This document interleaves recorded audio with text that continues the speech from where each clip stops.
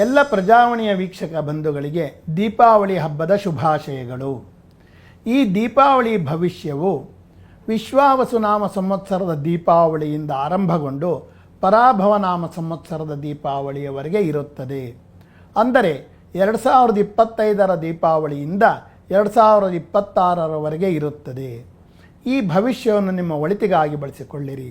ನಾನು ನಿಮ್ಮವ doctor MN Lakshmi Narasimhaswamy. ಸಿಂಹರಾಶಿ, ಮುಖ ನಕ್ಷತ್ರ ಸಂಪೂರ್ಣ, ಪೂರ್ಣ ಫಲ್ಗುಣಿ ನಕ್ಷತ್ರ ಸಂಪೂರ್ಣ, ಉತ್ತರ ನಕ್ಷತ್ರದ 1ನೇ ಪಾದದಲ್ಲಿ ಈ ರಾಶಿಯ ವ್ಯಾಪ್ತಿ ಇರುತ್ತದೆ. ರಾಶ್ಯಾಧಿಪತಿ ಸೂರ್ಯ. ಶುಭ ಸಂಖ್ಯೆ 1, 3, 5, 9. ಶುಭರತ್ನ ಮಾಣಿಕ್ಯ, ಮುತ್ತು, ಹವಳ ಮತ್ತು ಪುಷ್ಯರಾಗ. ಶುಭ ವರ್ಣ ಕೆಂಪು, ಹಳದಿ, ಬಿಳಿ, ಹಸಿರು. ಶುಭವಾರಗಳು ಭಾನುವಾರ, ಸೋಮವಾರ, ಮಂಗಳವಾರ ಮತ್ತು ಗುರುವಾರಗಳು. ಆರಂಭದಲ್ಲಿ ಸ್ವಲ್ಪ ಆಲಸಿತನವಿದ್ದರೂ ನಂತರ ಸರಿಯಾಗುತ್ತದೆ. ಆದಾಯವು ನಿಮ್ಮ ಅಗತ್ಯವನ್ನು ಪೂರೈಸುತ್ತದೆ. ಆದರೆ ಇರುವ ಹಣವನ್ನು ಭದ್ರಪಡಿಸಿಕೊಳ್ಳಿರಿ. ನಿಮಗೆ ಗುರು ಹಿರಿಯರ ಸಹಕಾರಗಳು ದೊರೆಯುತ್ತವೆ.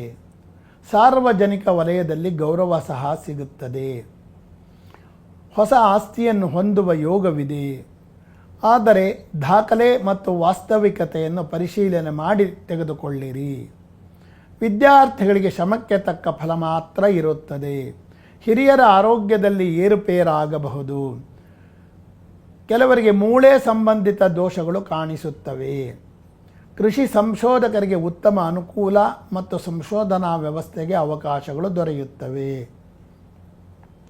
ಉದ್ಯೋಗರಹಿತರಿಗೆ ಉದ್ಯೋಗ ದೊರೆಯುವ ಸಾಧ್ಯತೆಗಳಿವೆ. ವಕೀಲರಿಗೆ ಅನಿರೀಕ್ಷಿತ ಆದಾಯ ದೊರೆಯುತ್ತದೆ. ಹಿರಿಯರ ಆಸ್ತಿಗಳಲ್ಲಿ ನಿಮಗೆ ಪಾಲು ದೊರೆಯುತ್ತದೆ. ನಿಮ್ಮ ಪ್ರಯತ್ನದಿಂದ ಹಿರಿಯರ ಆಸ್ತಿಗಳನ್ನು ಸಹ ಕೊಳ್ಳಬಹುದು. ಸಂಗಾತಿ ಜೊತೆಗಿನ ಸಂಬಂಧಗಳು ಜಾಸ್ತಿಯಾಗುವ ಲಕ್ಷಣಗಳಿವೆ. ವೃತ್ತಿಯಲ್ಲಿ ಅನುಕೂಲತೆಗಳು ಹೆಚ್ಚುತ್ತವೆ. ವಿದೇಶಕ್ಕೆ ಹೋಗಿ ಬರುವ ಯೋಗವಿದೆ. ಕುಟುಂಬದವರೊಡನೆ ದೈವ ಸಂದರ್ಶನಕ್ಕೆ ಹೋಗಿ ಬರುವ ಸಾಧ್ಯತೆಗಳಿವೆ. ಅದಿರು ವ್ಯಾಪಾರ ಮಾಡುವವರಿಗೆ ಹೆಚ್ಚಿನ ಅನುಕೂಲವಿರುತ್ತದೆ. ಇನ್ನೂ ಹೆಚ್ಚಿನ ಒಳಿತಿಗಾಗಿ ಕಡಲೆ, ಅವರೆ ಮತ್ತು ಎಳ್ಳನ್ನು ದಾನ ಮಾಡಿರಿ. ಈಶ್ವರ, ಗುರುಗಳು, ದೇವಿಯನ್ನು ಧ್ಯಾನಿಸಿರಿ.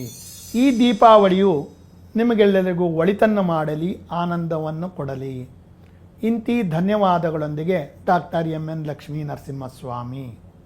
ಇದೇ ರೀತಿಯ ಹೆಚ್ಚಿನ ವಿಡಿಯೋಗಳಿಗಾಗಿ ಪ್ರಜಾವಾಣಿ ಯೂಟ್ಯೂಬ್ ಚಾನಲನ್ನು ಸಬ್ಸ್ಕ್ರೈಬ್ ಆಗಿರಿ. ಧನ್ಯವಾದಗಳು.